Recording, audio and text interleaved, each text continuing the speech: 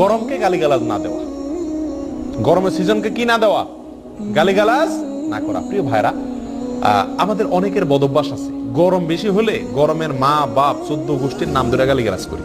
নবী সাল্লাল্লাহু আলাইহি সাল্লাম থেকে আব্দুল্লাহ ইবনে আব্বাস রাদিয়াল্লাহু তাআলা বর্ণনা করেছেন, সুনান তিরমিজিতে বিশুদ্ধ সূত্রে বর্ণিত হয়েছে যে নবী সাল্লাল্লাহু আলাইহি ওয়াসাল্লাম ইরশাদ করেছেন, ইন্নাহু মান লাআনা শাইআন লাইসা লাহু বিআহলিন রাজআতিল লা'নাতু আলাইহি। যদি কেউ এমন কোন বস্তুকে লানত দেয়, গালি দেয়, অভিশাপ দেয়, বদদোয়া দেয়, যেই বস্তু আসলে গালি পড়ার মতো বস্তু না।